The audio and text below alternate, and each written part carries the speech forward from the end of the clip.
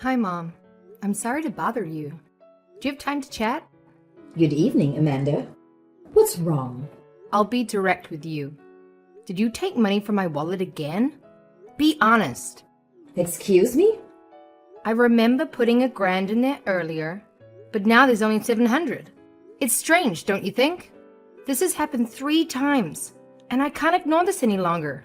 Hold on a second. How does your money disappearing right in front of you have anything to do with me? Is it more likely that you miscounted earlier and had only put $700 in your wallet from the start? Besides, you accused me without any evidence pointing towards me. Oh, I have evidence, all right, and it all points to you. If that's what you want to know. You do? Are you serious or just trying to trick me? My wallet was in my bag, where I also kept my digital recorder. Accidentally, I must have left it recording while it was in there, and I forgot to turn it off. Silly me, right? Thanks to my mistake, I stumbled upon something very interesting. Darn, there's only 1,000 in here. Well, if I just take 300 out, Amanda will think she miscounted, won't she? You seem to have a habit of talking to yourself, Christina. Wait, you bugged me? That can't be legal. I'm sure of it. Not exactly. It's only considered bugging if I planted a microphone in your bag or tapped your phone lines. I'm just sharing some curious things my own recorder picked up while it was on. That's a clear invasion of privacy. It's crystal clear that the moment you decided to steal my money, you violated my privacy. You thief! Oh, you wretched girl! Obviously you didn't think this through, considering you're now snatching money from your own rent funds. Rent money? What on earth are you talking about? The lease on your place is under your son's name. Don't tell me your old age is affecting your memory already. Of course I know about the lease. But how is that relevant to anything? Well, Benjamin is away on a business trip this month. He usually pays the rent by wiring the money to your landlord. But he must have forgotten this month due to his busy schedule, so he messaged me about it. So I had the $1,000 in my wallet. The $1,000 in my wallet, which you may have now realized is the same wallet you took $300 from. That's utterly absurd. I won't entertain this delusion you're creating for yourself. I'll go ahead and talk to Benjamin about it. Then we'll see who's living in a fantasy. Look, I'm sure you have more than enough money in your pension to cover it. So please, be reasonable and return the money you took from me. Hold on for just a moment. Oh, it occurred to me that you might have copies of our house keys without seeking our permission. I'd appreciate it if you could hand over any of those keys you might still have. It's one thing for you to accuse me of theft, but there's absolutely nothing wrong with me having the keys to my son's house. I suppose there's nothing wrong with trying to protect our home from a mother who steals from her own son. Christina, there's definitely something seriously wrong with you. What possessed you to think into my house in the middle of the night like that? Oh, come on. It's still morning. Can't we discuss this later? Maybe at lunchtime? Some of us need our beauty sleep, you know. After our talk last night, I decided to set up a hidden camera on the front porch. All right. And what's that got to do with me? The camera caught you sneaking inside, taking your shoes off, trying to be all quiet. I thought I'd taken back all the extra keys from you, but it seems you still have them. Well, naturally. I knew you might pull something like this, given your hysterical nature. So, I had another key tucked away, just in case of emergencies. Looks like I outsmarted you, young lady. Whether you're a mastermind or not, I'm changing the locks. That'll put a stop to your ridiculous plans. Are you out of your mind? Benjamin, the man of the house won't stand for you doing something like that to his own mother. My name is on the lease, and believe me, the woman of the house can change the locks if she wants. You must be joking, right? Listen, just because Benjamin isn't around doesn't mean you have the freedom to do whatever you want. I don't have to explain myself, and you know it. Frankly, you're no different from me. So, I suggest you get off that pedestal you place yourself upon. You've got some nerve thinking I'd expose myself to a daughter-in-law who's kept more than her fair share of secrets from me. Secrets? What are you talking about? Oh, nothing important. I just happened to notice the deposits you've made to your savings account over the past year. Wait, my savings account? How can you see that? Well, Benjamin may have chosen a less than ideal woman. I must say, you are a diligent worker as far as I can see. I haven't a clue what you do for work, but with a salary of $150,000 a year, I can't imagine you want to quit anytime soon, huh? Did you seriously break into my house just to snoop into my finances? Who's to say for certain? Are you out of your mind? Gained some clarity lately. Let me break it down to you. A wife's duty is to prioritize serving her husband and his family. If you can't handle that, then just hand over your earnings to support the family. By the way, you seem to have been holding on to a lot of money secretly. From now on, I'll manage your finances. What do you mean by manage? Well, your wealth and intellect don't seem to match up. To be frank, $150,000 a year is too much for a 30-year-old like you. I've already spent quite a bit of your money today, and I still have a substantial amount left. Guess I'll keep using it for myself. Are you serious? Did you break in and take my checkbook and debit cards? Finally, you catch on. Yes, I did. But it's not wrong since I'm entitled to it. You just don't understand. Give them back to me right now. Oh, come on. You're being unreasonable. I'm just claiming what's rightfully mine. I don't recall that money ever belonging to you. I'll repeat myself one last time as a wife. Your money belongs to the family, and that includes me. So you should keep working and supporting me, as you should. That's enough. I won't tolerate this anymore. Good morning, honey. We need to talk right now. There's a bit of an emergency I need to discuss with you. Hey, I'm currently on my way to meet a client, but I took the train, so I've got some time. What's going on? Let me get straight to the point. It's concerning your mother. My mom? Is she all right? Did something happen to her? Well, it's a bit complicated. Without you around to keep her in check, she's been acting quite erratically. First, she secretly made copies of our house keys without informing me. Then she snuck into our place while I was at work and took $300 from my wallet, which was supposed to go towards the rent. Are you kidding me? Why would she do something like that? I wish that was all that happened, but it gets worse. After I discovered the duplicate keys, I asked her to return all of them. But it turned out she had yet another one hidden. And just to get back at me, she used that secret key to break in while I was asleep, went through our financial records, and stole my debit card and checkbook. This is insane. How could she stoop so low over something so trivial? She isn't draining your account, is she? Don't worry.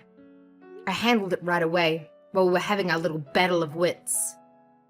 I made a quick call to the bank and had them freeze my account. Thank goodness.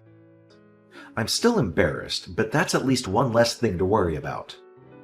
Additionally, she's clueless about my card's PIN and account password. She can't forge my signature, so it's more like a bargaining chip for her. Right, I should have known she wouldn't plan that far ahead. She tends to act without thinking, but I'm not sure if that's good or bad for our situation. Her plan was probably to use what she already took from you to force you into giving up your password or signing checks for her. I'm really sorry, honey. Even if she's my mom, this behavior is inexcusable. When Dad was around, he was the only one who could stop her from spending all our money on crazy shopping sprees without him. She's like a dragon guarding its treasure hoard. Yeah, well, it feels like she's breathing fire on me right now. Anyway, I made sure she can't access my savings anymore. Plus, the $300 she stole was actually for her rent. And I even asked her if she had returned the money to you. Understood. It seems like you've done everything possible. I'll try to talk some sense into her. Don't worry. Thanks, babe. I believe if anyone can get through to her, it'll be you. Her son. After all the chaos from last night, do you think it's time to implement that plan we discussed? Yeah, I think so. This was the final straw for her. It's time we use our trump card against Mom. Got it. I'll prepare in that case. Great. I'm sorry you have to be involved to set things right, but I'm counting on you. Amanda, I can see your phone is on. Answer my calls now or there'll be consequences. Oh, hi, Christina. What can I do for you on this fine day? Spare me the pleasantries. You know, I didn't call for small talk. Well, you're the one who initiated this conversation. But go ahead. What do you want? I want to know why you blocked me from using your savings account. I need your help to pay off my debt. What else should I do? Debt? Wait! Did you take some risky loan or something? Yes, and if I don't repay it today, I'm in big trouble. Taking out a bunch of cash at once would have been troublesome. So I thought I'd write a check using your savings account. I plan to hand it over to the loan shark who visited the house. But if I can pay him back, he threatened me with it. I can't even say it. Obviously, I can't let you use my money to settle your debts, whether there's a shark involved or not. You don't have my password signature or anything required for that matter. Can't you figure out your password somehow? Aren't young people skilled at hacking these days? This is not a movie. We're dealing with a shady person, not a tech prodigy. Besides, even if you did get my password, it wouldn't help because I froze my account the moment you stole my cards. You did what? How dare you do that without telling me? It's my account.